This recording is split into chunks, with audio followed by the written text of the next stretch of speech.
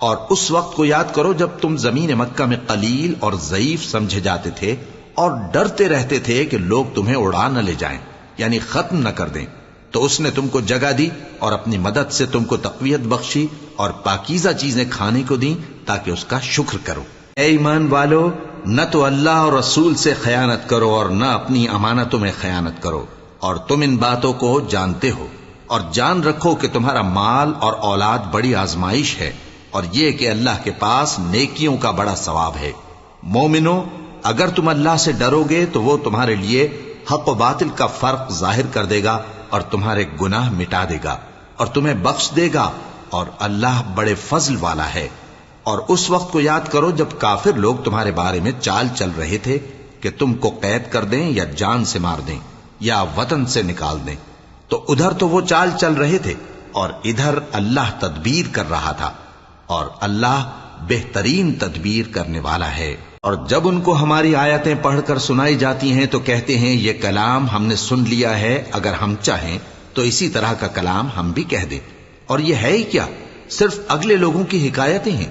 اور جب انہوں نے کہا کہ اے اللہ، اگر یہ قرآن تیری طرف سے برحق ہے تو ہم پر آسمان سے پتھر برسا یا کوئی اور تکلیف دینے والا عذاب بھیج دے، اور اللہ ایسا نہ تھا کہ جب تک ہے پیغمبر تم ان میں تھے انہیں عذاب دیتا، اور نہ ایسا ہے کہ وہ تو بخشش مانگیں اور اللہ انہیں عذاب دے۔ اور اب ان کے لیے کون سی وجہ ہے کہ وہ انہیں عذاب نہ دے، جبکہ وہ مسجد حرام میں نماز پڑھنے سے روکتے ہیں، جبکہ وہ اس مسجد کے متولی بھی نہیں ہیں۔ اس کے متولی تو صرف پرہیزگار ہیں، لیکن ان میں کے اکثر نہیں جانتے۔ اور ان لوگوں کی نماز خانہ کعبہ کے پاس سیٹیاں اور تالیاں بجانے کے سوا کچھ نہ تھی، تو تم جو کفر کرتے تھے اب اس کے بدلے عذاب کا مزہ چکھو۔ جو لوگ کافر ہیں اپنا مال خرچ کرتے ہیں کہ لوگوں کو اللہ کے رستے سے روکیں، سو ابھی اور خرچ کریں گے، مگر آخر وہ خرچ کرنا ان کے لیے موجب افسوس ہوگا، اور وہ مغلوب ہو جائیں گے، اور کافر لوگ دوزخ کی طرف ہانکے جائیں گے تاکہ اللہ پاک سے ناپاک کو الگ کر دے اور ناپاک کو ایک دوسرے پر رکھ کر ایک ڈھیر بنا دے،